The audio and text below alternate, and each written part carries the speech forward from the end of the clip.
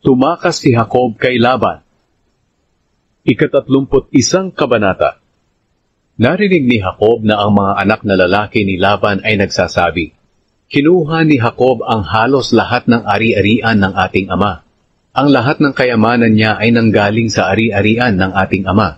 Napansin din ni Jacob na nag-iba na ang pakikitungo ni Laban sa kanya, di tulad ng dati. Sinabi ng Panginoon kay Jacob, "Bumalik ka na sa lupain ng iyong mga ninuno, doon sa mga kamag-anak mo, at makakasama mo ako." Kaya ipinatawag ni Jacob ang mga asawa niyang sina Raquel at Leah na naroon sa pastulan ng mga hayop niya. Sinabi niya sa kanila, "Napansin ko na nag-iba na ang pakikitungo ng inyong ama sa akin, di tulad ng dati. Pero hindi ako pababayaan ng Diyos ng aking ama. Alam naman ninyo na naglingkod ako sa inyong ama hanggang sa makakaya ko. Pero dinaya pa niya ako. 10 beses niyang binago ang kabayaran ko. Pero hindi ako pinabayaan ng Diyos na api-apihin lang niya. Nang sinabi nga ni Laban na ang batik-batik na mga kambing ang siyang bayad ko, panay din batik-batik ang anak ng mga kambing. Kinuha ng Diyos ang mga hayop ng inyong ama at ibinigay sa akin." Sinabi pa ni Jacob, "Nang panahon ng pagkakastahan ng mga hayop, na naginip ako. Nakita ko na ang mga lalaking kambing na kumakasta sa mga babaeng kambing ay mga batik-batik. Sa panaginip ko, tinawag ako ng anghel ng Diyos.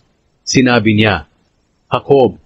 Sumagot ako sa kanya, 'Narito po ako.'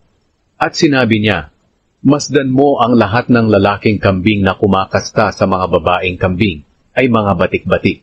Ginawa ko ito dahil nakita ko ang lahat ng ginagawa sa iyo ni Laban. Ako ang Diyos na nagpakita sa iyo roon sa Bethel, sa lupain kung saan binuhusan mo ng langis ang bato na itinayo mo bilang alaala. At doon ka rin nangako sa akin. Ngayon maghanda ka at umalis sa lugar na ito, at bumalik sa lugar kung saan ka isinilang." Sumagot si Raquel at si Leah kay Jacob, "Wala na kaming mamanahin sa aming ama. Ibang tao na kami sa paningin niya. Ipinagbili na kami at naubos na niya ang perang pinagbilhan namin. Ang lahat ng yaman na binawi sa kanya ng Diyos at ibinigay na sa iyo ay maituturing namin na mamanahin namin at ng aming mga anak. Kaya gawin mo ang sinabi sa iyo ng Diyos." Naghanda agad si Jacob para bumalik sa Kanaan, sa lupain ng ama niyang si Isaac. Pinasakay niya ang mga anak niya at mga asawa sa mga kamelyo. Dinala niya ang mga hayop niya at ang lahat ng ari-arian niya na naipon niya sa Padan-aram. Nagkataon naman na umalis si Laban para gupitan ang kanyang mga tupa, at habang wala siya, kinuha ni Raquel ang mga Diyos-Diyosang pag-aari ng kanyang ama. Niloko ni Jacob si Laban na Arameo dahil hindi siya nagpaalam sa pag-alis niya. Nang umalis si Jacob, dala niya ang lahat ng ari-arian niya. Tumawid siya sa ilog Euphrates at pumunta sa bundok ng Gilead. Hinabol ni Laban si Jacob. Nakalipas ang 3 araw bago malaman ni Laban na lumayas sina Jacob. Kaya't hinabol niya si Jacob kasama ang mga kamag-anak niya sa loob ng 7 araw. Naabutan nila sina Jacob doon sa bundok ng Gilead. Nang gabing iyon, nagpakita ang Diyos kay Laban na Arameo sa panaginip. Sinabi ng Diyos sa kanya, "Huwag mong gagawan ng masama si Jacob." Nagtatayo noon si Jacob ng tolda niya sa bundok ng Gilead nang maabutan siya ni Laban. At doon din nagtayo sina Laban ng mga tolda nila. Sinabi ni Laban kay Jacob, "Bakit ginawa mo ito sa akin? Bakit mo ako niloko? At dinala mo ang mga anak ko na parang mga bihag sa labanan. Bakit niloko mo ako at umalis nang hindi nagpapaalam sa akin? Kung nagsabi ka lang, paglalakbayin pa sana kita ng may kagalakan sa pamamagitan ng tugtugan ng tamburin at alpa. Hindi mo man lang ako binigyan ng pagkakataon na mahagka ng mga apo ko at mga anak bago sila umalis. Hindi maganda itong ginawa mo. May dahilan ako para gawan ka ng masama.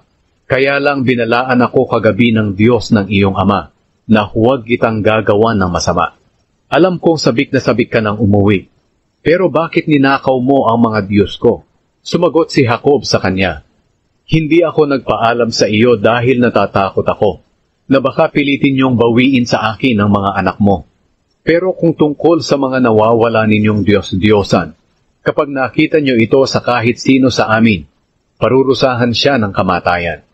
Sa harapan ng mga kamag-anak natin bilang mga saksi, tingnan niyo kung may pag-aari po kayo rito na nasa amin, at kung mayroon ay kunin niyo. Hindi alam ni Jacob na si Raquel pala ang kumuha ng mga Diyos-Diyosan ni Laban. Kaya hinanap ni Laban ang mga Diyos-Diyosan niya sa tolda ni Jacob, sa tolda ni Leah, at pati sa tolda ng 2 aliping babae na mga asawa ni Jacob. Pero hindi niya nakita ang mga ito. Paglabas niya sa tolda ni Leah, pumasok siya sa tolda ni Raquel. Pero naitago na ni Raquel ang mga Diyos-Diyosan sa lalagyan na ginagamit ng upuan sa pagsakay sa kamelyo, at inupuan niya. Hinanap ni Laban ang mga Diyos-Diyosan sa tolda ni Raquel, pero hindi niya ito makita. Sinabi ni Raquel sa kanya, "Ama, huwag po kayong magalit kung hindi po ako makatayo, dahil mayroon akong buwan ng dalaw." At patuloy na naghahanap si Laban, pero hindi niya makita ang mga Diyos-Diyosan niya. Hindi na mapigilan ni Jacob ang kanyang galit, kaya sinabi niya kay Laban, "Ano ba ang kasalanang nagawa ko at hinabol mo pa ako? Ngayong nahalongkat mo na ang lahat ng ari-arian ko. May nakita ka bang sa iyo? Kung mayroon, ilagay mo rito sa harap para makita ng aking mga kamag-anak at ng iyong mga kamag-anak, at bahala na sila ang humatol sa atin. Sa loob ng 20 taon, nang ako'y nasa inyo, ni minsan hindi nakunan ang iyong mga kambing at tupa, at ni isang lalaking tupa ay hindi ko pinangahasang kainin. Hindi ko na dinadala sa iyo ang mga hayop na pinatay ng mababangis na hayop. Pinapalitan ko na lang ito agad. Pinabayaran mo rin sa akin ang mga hayop na ninakaw araw man o gabi. Ganito ang naging kalagayan ko.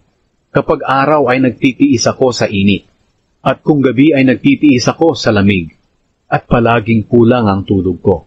Sa loob ng 20 taon na pagtira ko sa inyo, 14 na taon akong naglingkod sa iyo para sa iyong 2 anak na babae. Naglingkod pa ako ng 6 na taon para bantayan ang iyong mga hayop. Pero ano ang ginawa mo? 10 beses mong binago ang pagbabayad mo sa akin. Kung hindi siguro ako sinamahan ng Diyos na ginagalang ng aking ama na si Isaac, na siya ring Diyos ni Abraham, baka pinalayas mo na ako nang walang dalang anuman. Pero nakita ng Diyos ang paghihirap ko at pagtatrabaho, kaya binalaan kanya kagabi." Ang kasunduan ni Jacob at Laban. Sumagot si Laban, "Ang mga babaeng iyan ay anak ko, at ang mga anak nila ay mga apo ko, at ang mga hayop na iyan ay akin din. Lahat ng nakikita mo ay akin. Pero ngayon, ano pa ang magagawa ko sa mga anak at apo ko? Ang mabuti siguro gumawa tayo ng kasunduan. Magtayo tayo ng batong magpapaalala sa atin at magpapatunay ng kasunduan natin." Kaya kumuha si Jacob ng malaking bato, at itinayo niya ito bilang alaala. Pagkatapos, inutusan niya ang mga kamag-anak niya na magtumpok ng mga bato, at kumain sila roon sa tinumpok na mga bato. Pinangalanan ni Laban ang tinumpok na mga bato na Jegar sa Haduta, pero pinangalanan ito ni Jacob na Galeed. Sinabi ni Laban, "Ang mga batong ito na tinumpok ang magpapatunay sa kasunduan nating dalawa." Ito ang dahilan kung bakit pinangalanan itong tinumpok sa Galeed. Tinawag din iyon na Mizpa, dahil sinabi pa ni Laban, "Naway ingatan tayo ng Panginoon sa ating paghihiwalay. At kung hindi mabuti ang pakikitungo mo sa mga anak ko, o kaya'y mag-aasawa ka pa ng iba, alalahanin mo na kahit hindi ko man ito nalalaman, ang Diyos ang magpapatunay ng kasunduan natin." Muli pang sinabi ni Laban kay Jacob, "Narito ang tinumpok na mga bato, at ang bato na alaalang magpapatunay ng kasunduan natin." Ang mga tinumpok na batong ito at ang bato na alaala ang siyang magpapatunay ng ating kasunduan na hindi ako lalampas sa tinumpok na mga batong ito para lusubin ka, at hindi ka rin lalampas sa tinumpok na mga batong ito at sa bato na alaala para lusubin ako. Naway ang Diyos ng lolo mong si Abraham at ang Diyos ng aking ama na si Nahor, na siya ring Diyos ng kanilang amang si Tera, ang siyang humatol sa ating dalawa. Nakipagkasundo rin si Jacob kay Laban sa pangalan ng Diyos na iginagalang ng ama niyang si Isaac. Naghandog si Jacob ng hayop doon sa bundok at tinawag niya ang mga kamag-anak niya para kumain. Kinagabihan, doon sila natulog sa bundok. Kinabukasan, maaga pa ay hinagkan ni Laban at binasbasan ang mga anak at apo niya at umalis siya pauwi.